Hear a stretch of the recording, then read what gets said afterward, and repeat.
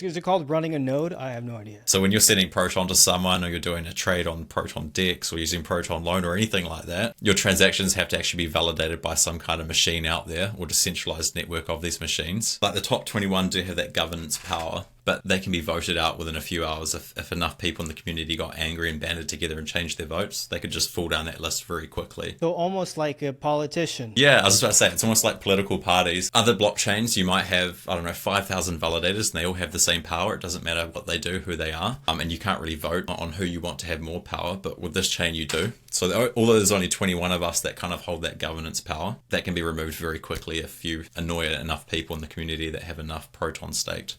Block producers play a vital role in securing blockchains. As you'll see with this interview, it's important for a healthy network to have block producers who are confident in the current and potential value of the network. Oftentimes, if not all the time, they literally work behind the scenes. In this interview, we discuss the importance of block producers, specifically inside the Proton and Metal Blockchain ecosystems. Ladies and gentlemen, here is my conversation with Proton Kiwi. So tell me, what is a block producer? And maybe specifically, like, what is its role in a blockchain network? Yeah, so at the end of the day, a block producer is pretty much just a validator. And so the system that Proton basically runs off, or was forked from, it is called a block producer, but it's just a validator that validates the blocks of transactions on the blockchain. So like with other blockchains, with Ethereum, you've got lots of validators, or with Bitcoin, you've got Bitcoin mining. With Proton, we have block producers, and the top 21 block producers are the ones that validate all the transactions. So when you're sending Proton to someone, or you're doing a trade on Proton Dex or using Proton Loan or anything like that, your transactions have to actually be validated by some kind of machine out there or decentralized network of these machines that you can trust. And that's what we basically do. We run these machines independently and validating the network, making sure it's secure, it's safe, and everything's been operated very quickly as well. You mentioned a couple things that I think, well, the two things that came up to me were, like, you mentioned that Proton specifically, you said has 20? It's 21. So there can be unlimited amount, but only the top 21 producers are the ones that actually validate the transactions. All the other ones are on standby. They're waiting to be moved in if they need to. And is there like, if I'm sitting at 22, what am I missing that I'm not, that maybe the person in 21st is doing? Or, like, what is the difference between, let's say, 21 and 22? It's just the amount of votes that you have from people that stake their Proton.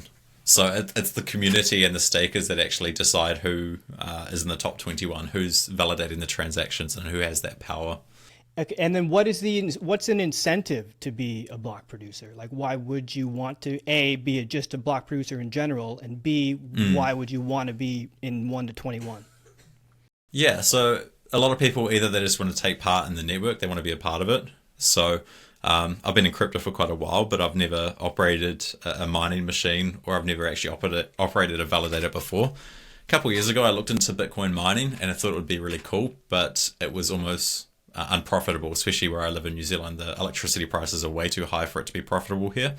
So as much as I wanted to learn that side of Bitcoin, it was kind of pointless because I would have to be paying more money than it makes, right?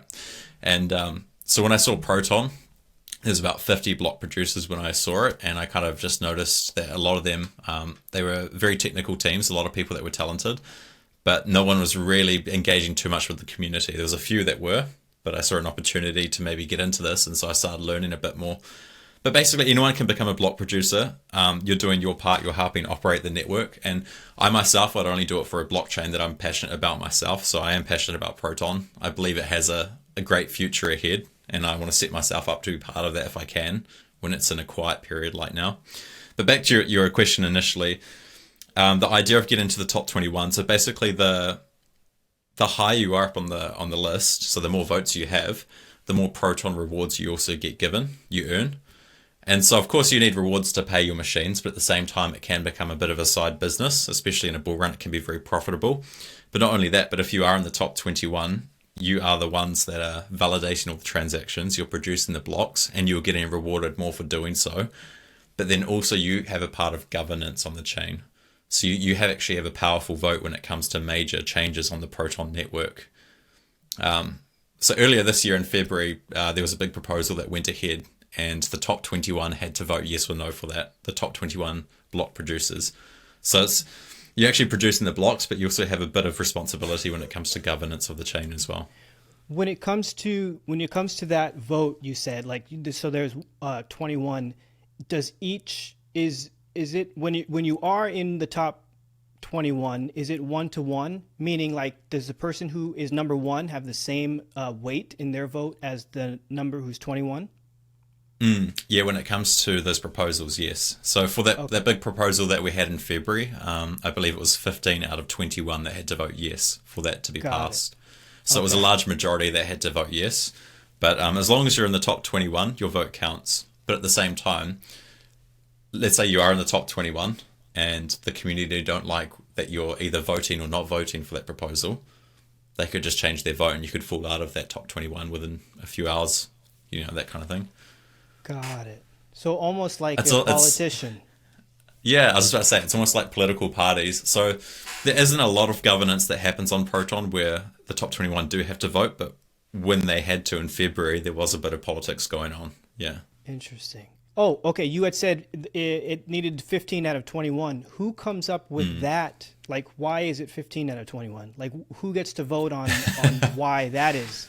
I'm actually going to be honest with you, I'm not sure. So that was the first proposal that I've had to vote on. So I've been a block producer for about a year now, and probably for about 7 months I've been in the top 21, but that was the first one, and it was just 15 out of 21. I think that is what it usually is for the majority. Got it. Yeah. And then, okay, so speaking of politics, like in your opinion, is it okay for block producers to kind of be friends? Or like, do block producers communicate with each other beyond, because again, I don't really know what is happening when blocks are being produced. I imagine it's kind of just like numerical stuff, but like, do you guys talk to each other like outside of the network, like to be friends, and or is that healthy in a network to have the block producers like know each other? I think so. I think at least know each other. You don't have to agree. So there's definitely a few that I don't agree with on certain things, and there's others that I do. I do talk to a few here and there, and it is good because it's, we're in a similar boat. There's only 21 of us, or maybe 30 of us in total. And so having other people you can talk to is nice. So we do have a Telegram chat with all the block producers in it. And that's more for if there's an update to the chain that needs to be done on our machines. We push it out and we communicate, make sure everyone's aware.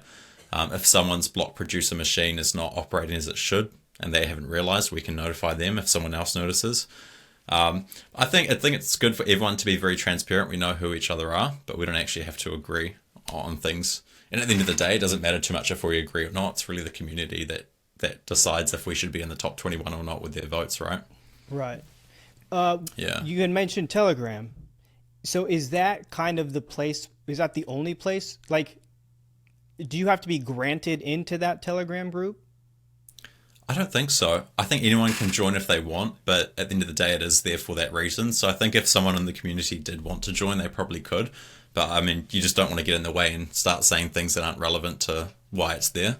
That chat is there for us to be able to communicate about the things we need to. And there's about 50 or 60 people in it, but it's not secretive or it's not private, People have shared screenshots from that chat into the other parts of the community as well. And then do you, is it, like if I were to go into the Telegram chat, would I know, or do you guys use the same name as you are on chain? Like, is there a way for me to identify you in the Telegram and on chain? I think so. I think most of them, some of them will obviously just go under different names, but they have to be identifiable. So a part of being a block producer on Proton is that you do have to be available to be contacted by either the consortium or other block producers or anyone kind of that needs to contact you. Let's just say you were the fifth biggest block producer and your machine was offline and you didn't realize nobody could contact you. It would become a bit of a problem.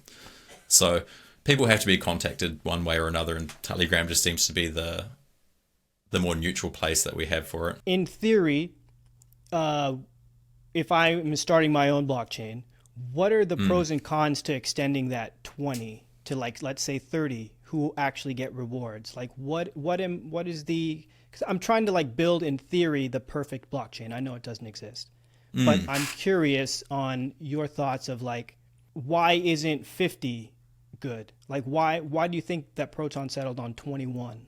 I'm not too sure. So some of the other EOS-based blockchains, so that's kind of the model that Proton was built off, they have different slight variations. But something to keep in mind is Proton currently has about 35 block producers in total. And so the top 21 are the ones that are actually validating. And then you've got about 13 that are on standby, 14 that are just sitting there. And if they need to, they will go into the top 21 or if they're voted in. But the thing is, you have to remember as well, for a blockchain to be able to operate, especially if you were to start your own one, if you set it at 50, you would need 50 people to be paying for these servers every month, to actually be dedicated to running it, to be on top of it. And for a small blockchain, it can be quite hard to find that many people that will do it. Got it. Yeah. So that is interesting.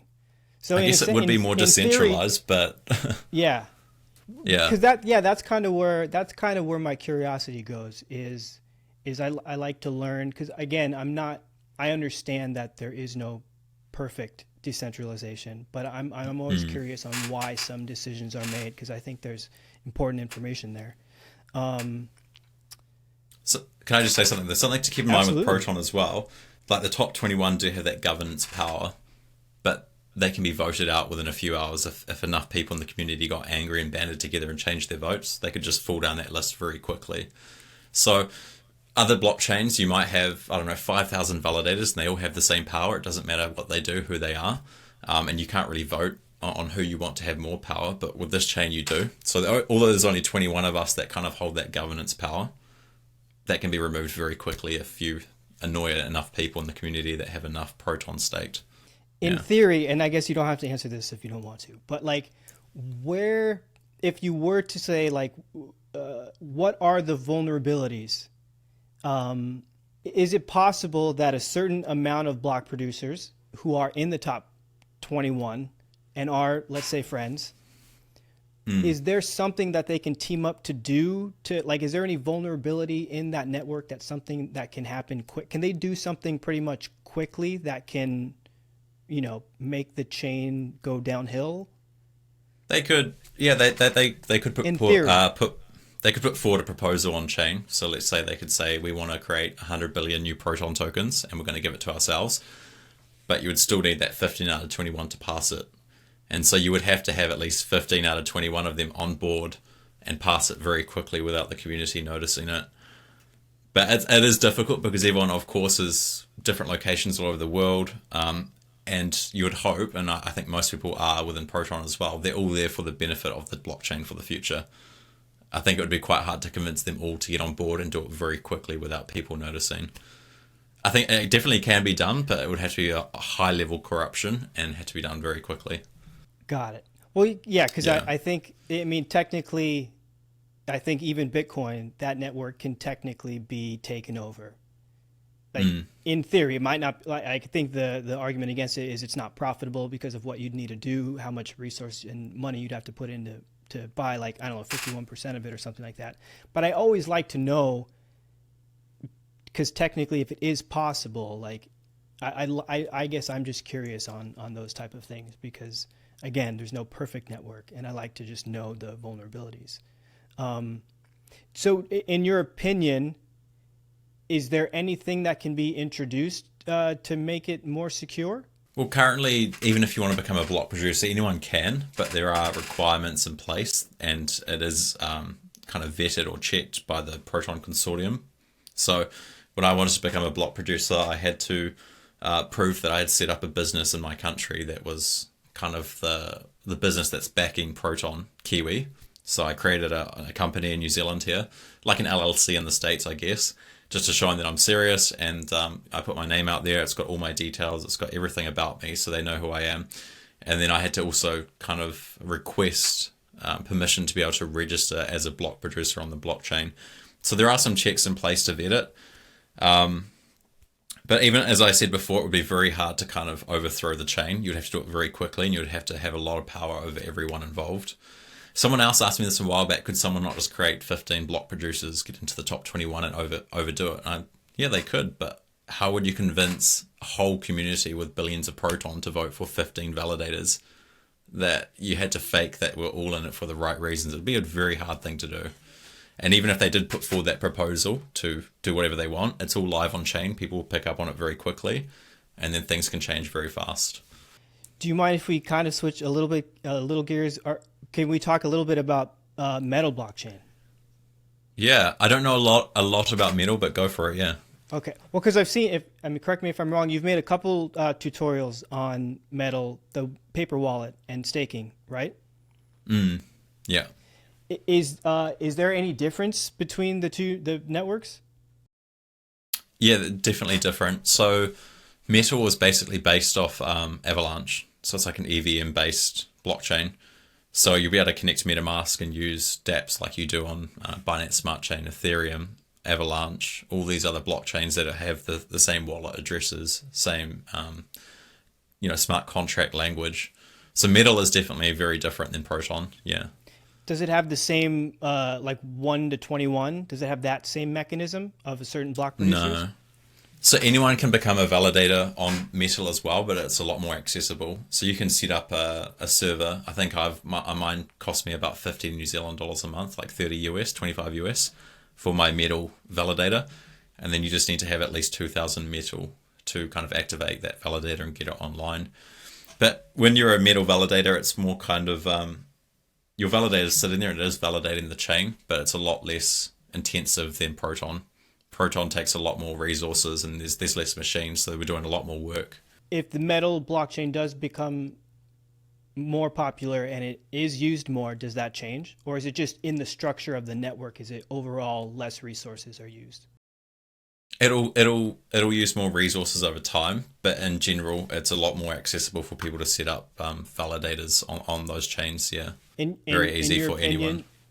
In your opinion, does that make it more secure, or is it like, I don't want to say like which one is more secure, but like like we were talking earlier, to me that sounds more decentralized, right? Because you say it's more accessible, there can be more people as producers. So like to me, again, knowing nothing, like that to me sounds like a more secure chain. Yeah, I think every blockchain has its vulnerabilities though. So right now, if you wanted to set up a Metal validator, I think there's just over 100 currently. You need at least 2,000 per validator. So if you wanted, you could set up 50 validators with 100,000 Metal, and straight away you would have, I don't know, 40-50% of the network's validators. So I'm not sure if that actually puts it at risk, but it does kind of just show you that it's a very small blockchain currently. Whereas with Proton, like I said, you would have to set up quite a lot of block producers, and then you would need all of the community to vote you into the top 21. It's a lot more work currently to probably put Proton at risk than it would be Metal at the moment, I believe. Is there a similar governance? Like, how does governance work on Metal? Because like you said, yeah, in the top 121, they vote on changes. How would that work on Metal? I'm not sure entirely. It is definitely different though. It wouldn't be like a top validator based type thing, right, because anyone can become a validator, and eventually there'll probably be thousands of validators. So I'm not too sure actually how the governance side of things work on that kind of blockchain. And then is it similar? Like, what's the incentivization of being a block producer on Metal? Is it similar as in you get rewards for producing? Like, how do you get rewards in Metal? So with Metal, let's say that my validator had 10,000 Metal, like kind of delegated to it. So when I launched it, I put 10,000 Metal kind of validated towards that validator. From there, it allows anyone or the community to stake up to 4 times that. So that means up to 40,000 Metal can be staked and kind of delegated to my machine, my validator. And from that, people earn their staking rewards, but I can charge a percentage of those rewards that I take as a fee.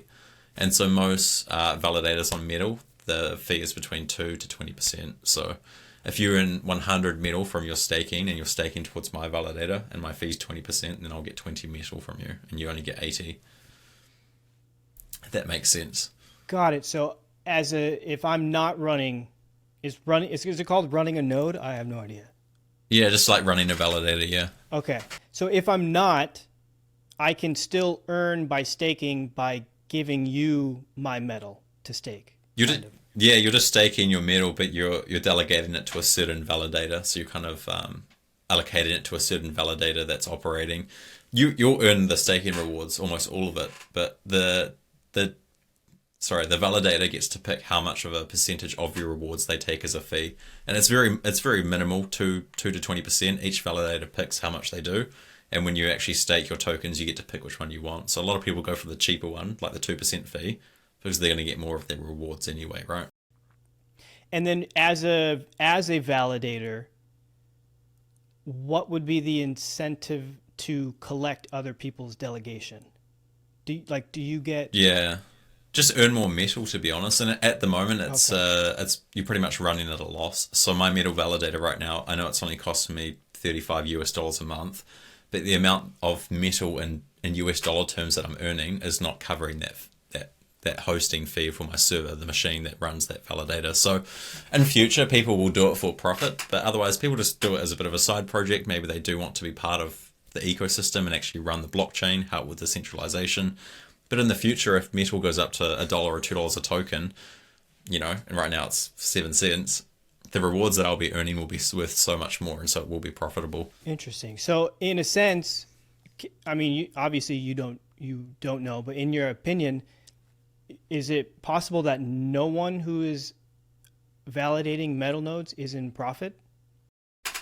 It is possible that some people are the ones that will have huge amounts of metal delegated to their machine. So you know how I said if I put in 10,000 myself, up to 40,000 metal can be kind of staked and delegated towards me.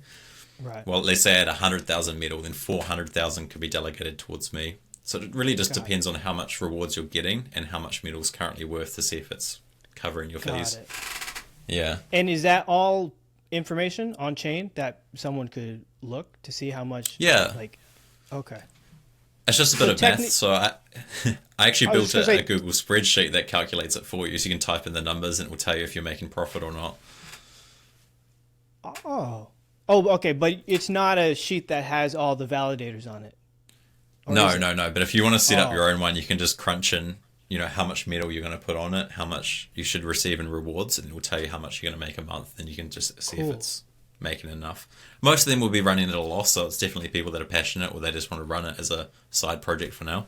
Right. Yeah, that's what's interesting to me is that it's interesting that, and I guess it goes back to my not at my point, but like it goes back to me saying if I wanted to start my own network, like it takes people who believe in the network, because if most of the validators are operating at a loss, like you have to ask why are you doing that, and it has to be because, Yeah. like you said, either they're just really passionate about learning stuff or they believe in the chain. I think like that's a statement in itself. Like if that's why I'd be curious to crunch the numbers with all of the validators now to see how many of them, because that I think that is a strong signal of It's potential. confidence, right? Yeah, exactly. Like, Yeah, even with Proton at the moment, there has been a few times on Twitter when, because Proton is an inflationary token, right? And so the block producers get paid by the inflation, and so some community members have been angry about that, or they point at someone like myself and say, you get lots of money, you get money for free, you're in it for the money. Most of the block producers on Proton right now, quite a few of them will be unprofitable. So these people are paying money out of their own pocket every month to just kind of run the just to network, you secure know the what I mean? network. Yeah. Yeah, and some, like you said, some people go, "What's the point?" But obviously, these people have a lot of confidence, or they're just wanting to contribute and keep it online, that type of thing. It's such a sign of confidence if there's a block producer running and they're running at a loss. That person is funding the Yeah. operation out of their back pocket for free, basically. Right. Yeah, Yeah. Because it's in a sense it's like any other type of like risk. It's like an investment, and like yeah. yeah, that's kind of cool actually. And you say that's more accessible. Like with someone with no experience, is it possible to start their own metal node? Definitely. I mean, I set one up and I didn't know what I was doing. Like, what's his name? Marlon from Metallicus. He set up a full-on guides, and my first one took me like 2.5 hours because I didn't know what I was doing. But since then, I've had to actually reset it up because I kind of let my machine go offline by accident, so I just reset it up. But it took me about 20 minutes now, very quick. And when you say, I mean, this is kind of super technical, but when you say your machine fell offline, does that mean do you have a separate computer running it? Yeah, so you could either have a separate computer running it, but that's more difficult because you have to keep it online all the time, and it's if it's sitting in your cupboard, you got to make sure that the power's not out, it hasn't turned itself off. Most people will just pay for a server from like a data center or some kind of server hosting company. So it's currently I'm paying like $30 a month to a company that allows me to rent a machine off them, and then I just set it up remotely from my computer. Got it. And so, I mean, Yeah. again, I'm just curious. When you had just said you had let your computer go offline, what does that actually look like from your end? Because it's not like, because I first imagined you had a computer off to the side and it All shut right. off at night. Like, so what Yeah. what was that like? What does that mean when you say you let yours go offline? I didn't actually renew my I guess my subscription for that server from the company. I just paid for the first month, and then I didn't actually bother renewing it, but now I've set it up so it just automatically charges me. That was my own mistake. It didn't risk anything at the end of the day, but I just had to kind of reset up everything again. Got it. And Yeah. I imagine is you get punished for, no, that's the wrong word, but like you said, what happens if, because in a sense I can't imagine a blockchain is safe if that is happening all the time. So like in a sense, like, do you get punished for going offline, or like what is Yeah, you don't get like punished hard, but you're not going to be earning those staking rewards. So when you actually stake your metal tokens, you have all the validators there, and you pick which one you want to use to stake or delegate to, and it will actually show you their uptime. So how often this person is offline, and most of them should be 99% online most of the time. And so, look, if you're going to delegate your metal to someone that's their online time is 70%, so they're only online 70% of the time that they should be. The amount of rewards you're going to get are going to be far lower. Yeah. So the rewards are kind of based off not just you running a machine, but it's also, is your machine online? Is it actually up to scratch? Is it able to validate the blockchain quickly enough? That kind of stuff. right? And if I'm delegating to you, I can see that, oh, you're only online 70%. That means I'm not going to delegate to you, because then you Yeah. might lose the rewards. There's a metric somewhere. I think it's either in the wallet itself where you do it, or it's on the Explorer. I think it might be on the wallet. I'm trying to remember, but it does show you. And so anything under like 95, I probably wouldn't bother with. Most should be over 95 for sure. Is there a same, like you had mentioned a Telegram group in Proton, is there a same group for metal nodes? Like, how do you like to communicate if something changes with the network? They have set one up, yeah, and it's quite quiet. But look, if you're going to set up your own validator and you need some help, the people in there are very happy to help. It's just full of community members that have set up their own, and yeah, they do push through announcements like, we want everyone to update their validators to the latest version of the software that runs the blockchain.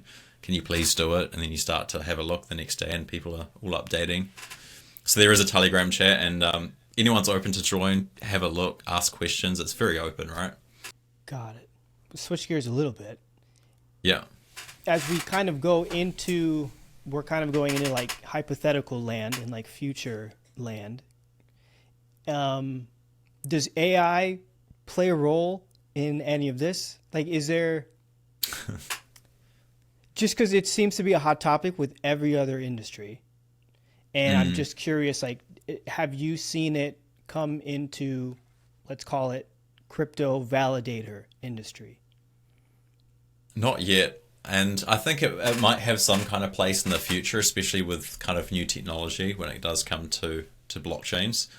So maybe, how everything with blockchains is cryptographic, it's quite complex. I'm sure that AI, and with how powerful and smart it will be over time, it will have new ways of coming up with different algorithms and, to make things harder to hack. But probably not anytime soon. Like ChatGPT is really exciting, it's cool.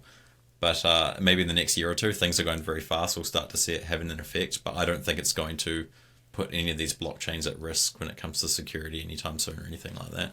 So you don't think it's not possible to just go in and prompt it, how do I get 16 validator nodes on Proton Network? And Oh, it'll tell you how to do it. But it won't give you any more advantage than anyone else, I don't think. got it. Yeah. So yeah. okay. But Like you do I'll be honest, I've even used ChatGPT when it comes to the technical stuff. When I set up my metal validator, there's a few things I was struggling with, so I asked ChatGPT to help me out. Sure enough, it helps me out. With with what specifically? Like language? Like what does this mean? Or like how do I? Yeah, is it like the technical to side. run code for you? Kind of. You have to use an Ubuntu terminal, so it looks like command prompts, like the hacker screens you see on movies where they got all the codes and stuff, and they're typing in codes, pressing enter. It's like that when you set it up. It's not even that technical, but for someone like myself that's never done it before until Proton and Metal was technical.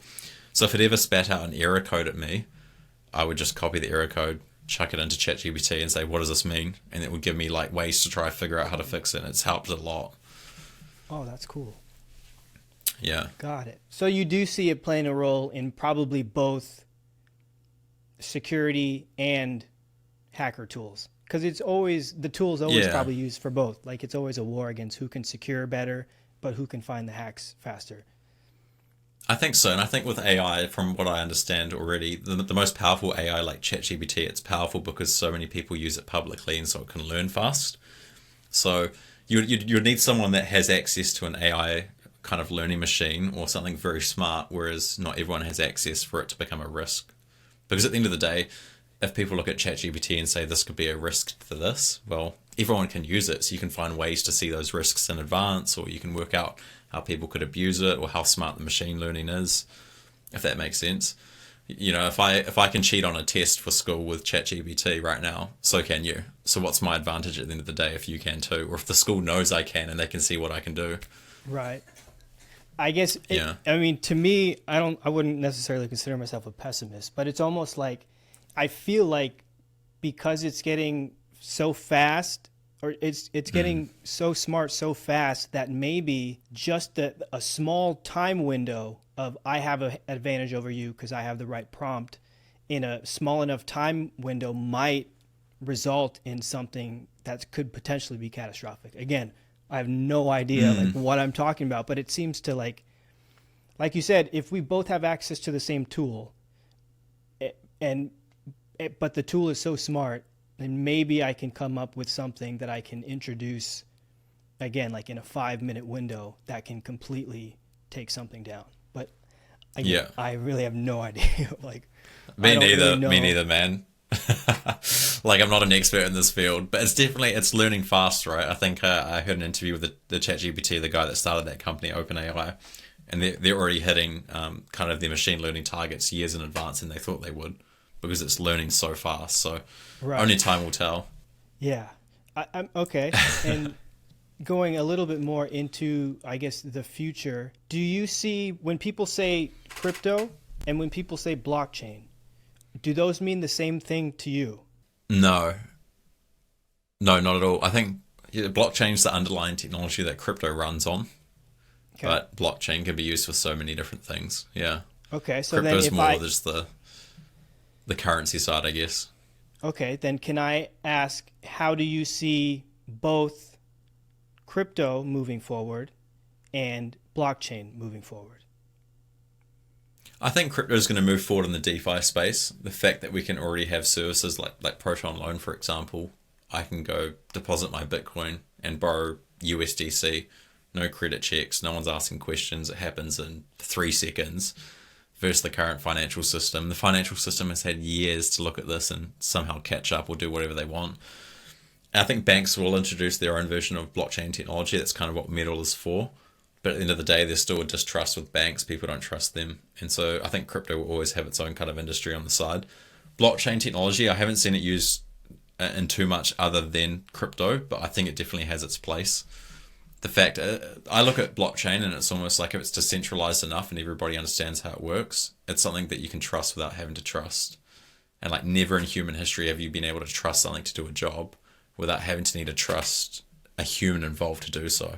You know what I mean? That is what you had mentioned, Proton Loan, and I've used that. And that to me is one of the most, I think, primitive, now powerful things ever. Because you can truly be your own bank in a sense of you can lend out assets and receive interest on them, right? That's kind of what banks do. They take your money, they lend it out, and you can also borrow assets. And like you said, it's not dependent on it's not dependent on a credit score. It's on a smart contract. So like I think Proton Loan as a decentralized like finance tool is, but I guess the only thing I would say is like, why would that be? Like if I'm a bank and I'm playing evil role, why would I let that be a product? Well, the thing is that, I mean, they've had the control until these days now. So in the past, they've been able to, squash down anything that came up. But now you've got blockchains that are decentralized. There's really no one you can point to and say they're the ones running this, because everyone's running it. You can't really stop it. So they don't have any power over this. They legally can try get laws or legislation put in that will stamp it down. But even then, you can't stop it. So, especially on a really decentralized blockchain like Ethereum, where you don't even know the people that are setting up these dApps, for example. You have no idea who they are, so how are you supposed to stop them? You can't just call Vitalik, the guy that started the Ethereum Foundation, say, turn that off. He has no power. I mean, he has some power, but, at the end of the day, he has no more power than me and you when it comes to that kind of call, if you really step back and look at it. But I think banks will have to do something about it, because at the end of the day, it's changed the whole crypto industry. So I don't know where crypto is going to go, because in the last 4 years, it's done things that I never thought it would as well. If I went back to 2019 and thought, what will crypto be like in 5 years? I never would have thought I could use my Bitcoin as collateral and borrow money against it, like you do with a house. So it's changed the whole landscape in a little bit. Do you think there'll be unregulated networks that continue to be? 100% if people are happy to support them and run the infrastructure. So like how I run a metal node and a Proton block producer, there will be people that don't want to comply that will run infrastructure to keep those kind of unregulated chains online. That's like a part of people's politics. You think there'll be enough community to where they can create value from those type of things? I think so. If you think of something like Proton Loan, how many people do you need and how much money do you need if you just want to use that kind of service? You don't need billions of dollars sitting there, right? You're not going to be borrowing billions of dollars. These things only need a few active participants on each side to actually kind of make them worth it and actually work. I mean, even Proton Swap, it's fully regulated and Metallicus runs that very well. But the amount of money that's in Proton Swap isn't huge, and yet it runs perfectly. I can trade on it. I'm happy with it. It's instant. There's probably only a few hundred active people a month using Proton Swap, maybe a few thousand. It's not a lot, but it works fine. Yeah, I mean, that's kind of what I had thought too. Like, I think that obviously regulation will become more clear when banks are ready. But yeah, I think but obviously that goes against the whole, like, what crypto was with Bitcoin, right? It was supposed to be this whole entire like network that existed outside of banks. But I think, I don't know, like, I mean, I don't think you can put a price on freedom, though. There will always be people that will do it. Because some of these chains can act like countries. Because in a sense, a country, it can be reduced down to like an economy. And so like if a bunch of people choose to just use one chain, like there is power there as long as they can get everything they need within that network. And so, like as long as they can get food and shelter and water with those, if they want to use networks that are outside of regulated, countries. Like, so it's interesting. Like there's a couple, like, I don't know, have you heard of Hive blockchain? I have heard of it, but I haven't looked into it at all. It's kind of like a similar. It's kind of like I don't want to dumb it down to like a social media chain, but it's like the use cases they have a lot of other like third world countries who are using it, and like you see the impact it's having because people can truly transact outside of their own country and get resources that they need. Yeah, I'm curious on when the dust settles, what's the percentage? How many people are just going to be using USDC because it was given to them and they don't even know they're using blockchain? And that's the crypto, the masses coming on board crypto, even though it's just people using USDC. And like, And then what's the percentage of people who are still trying to like transact outside of the network? Like that's what I'm curious on.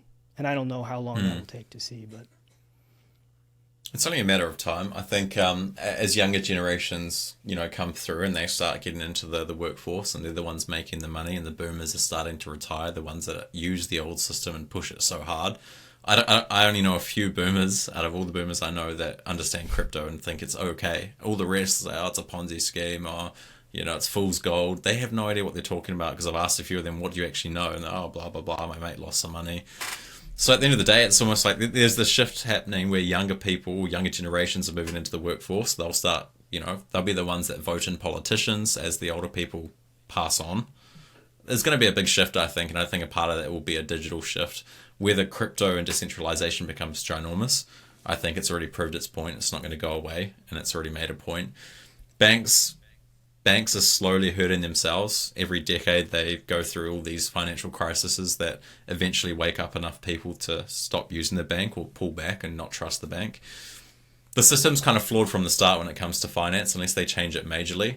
I think this industry is always going to slowly grow because of how it works and how it hurts people. I remember I was curious on, you are in New Zealand, correct? Mm.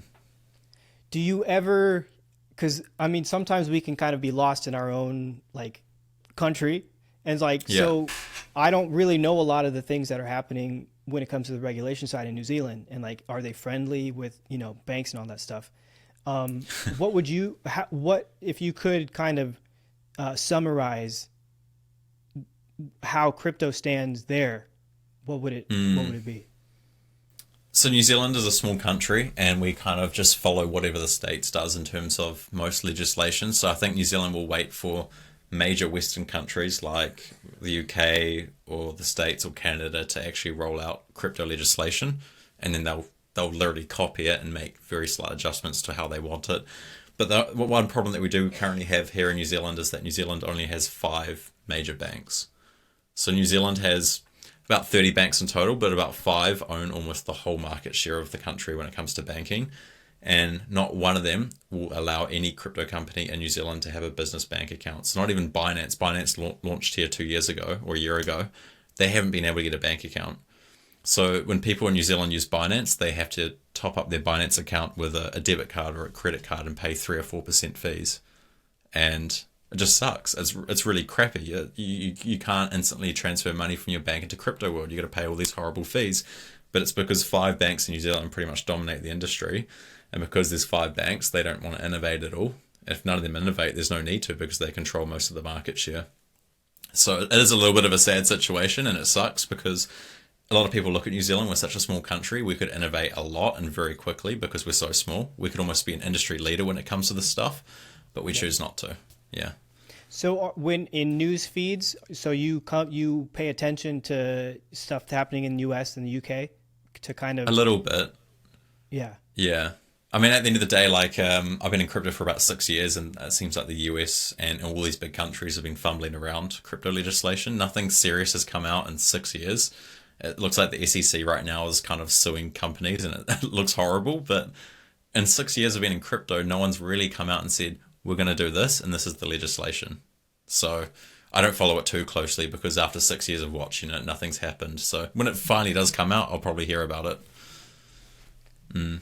You mentioned something, and again, you don't have to answer it if you don't want to, but you had mentioned it's hard getting a company started in the crypto space.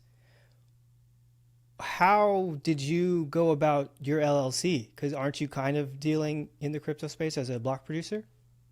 Yeah, so setting up a company is fine. It's trying to get a bank account. So let's say, like a good example is Binance. They wanted to launch in New Zealand. They did so. And in a year and a half or whatever it's been a while, they haven't been able to get a bank account for their business. So it's just really hard to do customer activity and financial transactions because no bank in New Zealand will let them have a bank account. And it's not just Binance. There's been several startups in New Zealand that have tried to launch crypto companies, and they've just given up at some point because they can't get bank accounts. So with me, I'm fine. If you're like a retail person, so my volumes with Proton Kiwi are very low. I'm literally only selling the Proton I need just to pay my bills for Proton Kiwi. I'm not bringing in, 10, 20 grand a month. I'm not raking it in. I did try open a business account a while ago and spent about 45 minutes on the phone. They really were trying to understand what I do. And when you start to use the word crypto, lots of different questions start coming through, and you can tell that they're already going to screen you out. They don't want to work with you at all. So it is a bit sad. Like I said, we're a small country. We could really innovate and lead some of the space, but we don't. Yeah. I listened to a couple podcasts before, and it made sense how smaller.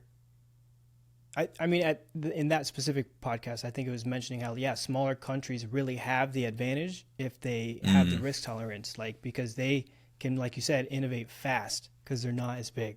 Yeah. Which is why I think there was also, in that specific podcast, they also related it to other chains.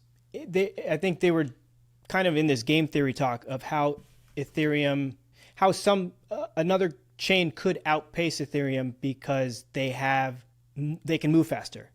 Like it took years. It took years for them to even go from, what was it? They went from proof of work to proof of stake. ETH did, right? And it took forever. And so I think there is some value in being nimble. But I think there definitely is. I don't use Ethereum much anymore just because the gas fees, it's just horrendous, To do a transaction, you're looking at $2 or $3 US. I mean, that's not much, but when it comes to doing a Uniswap trade, you're looking at like 5, 6, 7 US right now. And for people in a Western country, it's like, oh, I'll pay that or whatever. But if you're trying to get mass adoption, most people will say, why do I have to pay $7 to swap a token? Or if you're looking at anyone in a developing country, that's just unaffordable, right? How do you expect someone that makes $300 a month to pay a $7 Uniswap fee just to trade? Right. Yeah. So I think Ethereum will be really interesting. I know there's a lot of people that are so confident on it, but I just don't understand how it's going to scale. Layer 2s they keep harping on about, but I still haven't seen anything that's worth using yet. That's where Proton really sticks out for me at the moment, though. It's just so usable. Feeless, basically. Yeah, and it skips the whole point of, if you set up an Ethereum wallet and you want to use Ethereum, you have to buy Ethereum from an exchange, send it to your wallet, so then you can do transactions. Proton, you don't have to bother doing any of that because you don't need to. So it just skips all of that technical process, I guess. Is there a way to, is it possible to, clone Ethereum and make it run on Proton? I think that's what Metal Blockchain is supposed to be in a way, because it is very similar to Ethereum. It's an EVM-based chain. What I mean by that is any kind of application on Ethereum can instantly, with just a little bit of work, be converted and also launched on the Metal Blockchain very quickly. Someone could go copy Uniswap in probably 6 hours with a bit of knowledge and launch it on Metal Blockchain straight away if they wanted to. Interesting. But trying to get lots of the people over that are bullish on Ethereum, where all the big money currently is, I think that's the hardest part. You're right. But the other thing, though, that I was thinking about is, yes, it has a big, network. It has the network effect. But if you go even beyond that, there's so many people who still haven't even been onboarded at all. So it seems to be like there is still a lot of room for new blockchains to succeed, because there's still, most of the world still isn't in. Yeah, there definitely is. Like I said, I don't know where crypto is going to go. 4 years ago, I didn't see it going where it is today. I never envisioned DeFi. I never thought, you could trade tokens without a company involved. So in 4 years, if we went from being able to just send currency to each other and go, oh, look, it's in my wallet, now I've got $500, that's cool. So now I can actually go use DeFi exchanges, and I'm swapping tokens with someone. I'm borrowing your Bitcoin off Proton loan. I don't even know who you are, and it's all safe and it's secure. There's no company involved. That's gone from just sending currency to each other to that in 4 years. I don't know what the next 4 years will be. It'll be really exciting, hopefully. I think this industry is evolving very quickly. What was the first thing that caught your attention in general to get into the crypto space, if you will? Oh, I just wanted to make money, to be honest. This is back in 2017. I saw Bitcoin, and someone had shown me at school in 2015, 16, and it was about $300 a Bitcoin. Didn't even understand. I thought, this is weird. How is one currency worth $300 a coin? Ignored it. And then about a year later, I saw it was about $1,000. I was like, okay. And then it went up to 3,000, and then that's when I started learning and investing, and went all the way up to 20. But over time, I got more brainwashed and learnt more about banks and how current finance works, how fiat money works, how the governments operate with money, and then changed my whole kind of outlook. And then DeFi has just made it even more exciting. So it's almost like a religion. So it was Bitcoin that originally caught your eye. Yeah, and I'm still very, very confident on Bitcoin. I think it has its place in the world in one way or another. I think so too. I think, yeah, I was in 2017 as well. I also have the story of an employee once, I think in like I want to say 2013. And I just remember him coming up to me one day and being like, hey, we should collect all of our paychecks in one pit and put it all in Bitcoin. I had no idea what he was talking about. Years later, I just remember like the conversation he had. But it's not like I went home and searched it. I was like, what the hell are you talking about? But like, yeah, obviously, in hindsight, that would have been awesome. You probably looked at him and thought he was crazy at the time. Yeah, definitely. Because he was into other things that, to me, weird is subjective, but he was into other things that I just didn't have interest in. So I just put that in that category. Like, I'm not, I think a lot of people found crypto for, just the investment, make quick money, but they really fell in love with the tech and kind of the stance or why it exists in the first place, or what it can do. I think that's when people kind of fell more in love with it. Yeah, I think it's when you start to, like you said, when you finally start to go down the rabbit hole of like, what is money then? Like, that's when I think it kind of gets interesting. Or that's when it becomes like, oh, it's not just about making money quick. It's about trying to change an entire system. Yeah, like an entire system that's currently not working for the most of the world, right? So yeah. And I think that's why people are so passionate, especially when it comes to Bitcoin or certain big currencies, is because they are on that belief that they are doing something, proper. They're not just in it for financial gain. They feel like they're part of a revolution or something that might help people. And do you see the banks that you have there basically creating their own CBDCs? Yeah, they're talking about it now. Yeah, I think once one of these banks decides to innovate and be a bit more open to this technology, and they start innovating, the others will do it very quickly. Because I think the only reason they don't have to innovate now is because no one is. If they see one of them innovating and starting to do more advanced things and are gaining traction with younger people or new people or crypto people, they'll be watching it very closely. And if they see that as something that they need to do, they'll all jump on board very quickly. And then outside of this whole blockchain crypto world, like, is there any other things that you're super interested in, or that do you do outside of, or are you all kind of all in? Yeah, I mean, I just work a normal job, like I'm a normal person at the end of the day, but crypto is definitely like a very passionate thing for me. I think, everyone's got their day jobs and things that they're excited about, but crypto is something special. And Proton Kiwi is something that keeps me very occupied, especially in a bear market. So very exciting. But no, I think in general, I like economics, I like finance, and I like technology, and that all stemmed from learning about crypto that found all these passions for me. And so I just keep up to date with things and try to find new things to learn. I've seen some of your educational stuff, trying to educate the community on how to use the tools. Is there anything that I haven't asked that you want to say to the community? Is there, want to mention where people can, I don't know, find you? I think that's what they say at usually the end of podcasts. Yeah, I mean, just anything else? You just search Proton Kiwi on Twitter, YouTube, it'll all just pop up. So it's just like a purple logo. And these videos, they are very basic, but it's literally me just showing people how to use certain things, how to make a swap on Proton Swap, how to set up a Proton wallet, how to use Proton Dex. Just basic tutorials for new people that are curious and need a bit of help or guidance. They can watch and just go ahead and do it from there. So I've been making crypto videos for quite a while, for a few years now, and it's nothing fancy, it's nothing crazy, but it's just helping people.